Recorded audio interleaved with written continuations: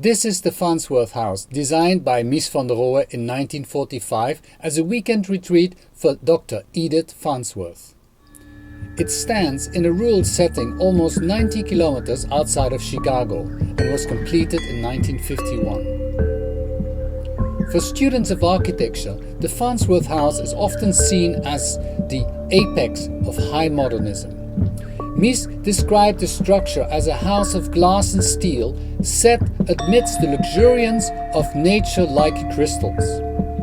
A spatial enclosure in which Mies sought what he called the art of omission, to reveal a structure of pure beauty and pure spirit. Mies was a serious thinker, and great care had been given to achieve a pure geometry and to make sure that everyday mundane things such as showers, toilets, remain hidden. In this masterpiece of modern architecture, plumbing and electrical wire are all hidden away. All the infrastructure is hidden to achieve this pure beauty.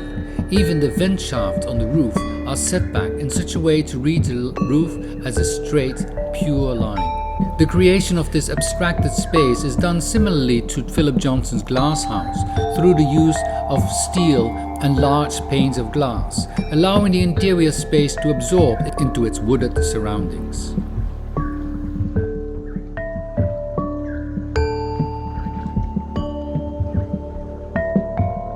As the house sits on the floodplain of the Fox River, it is raised on stilts, giving a floating effect when seen from the outside.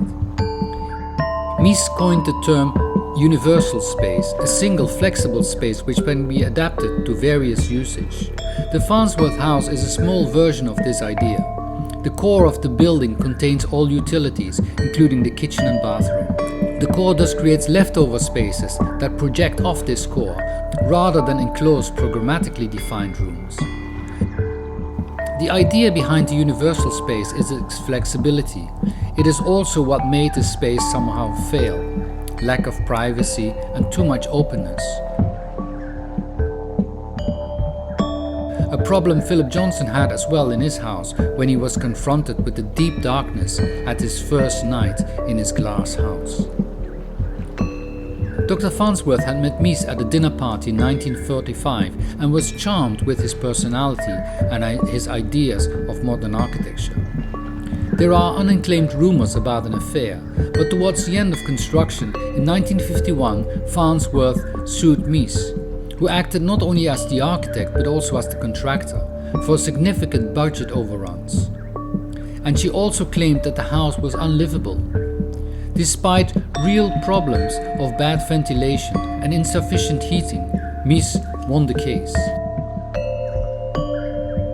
Edith Farnsworth lived in the house until 1972.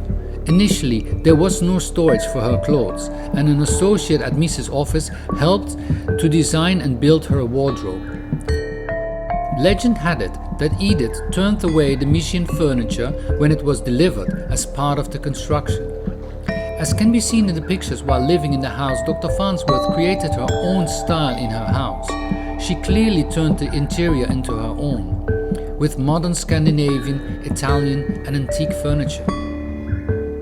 The fact that the Farnsworth house is not just a pure creation only of Mies has only become recently acknowledged with an exhibition of the house as originally refurbished.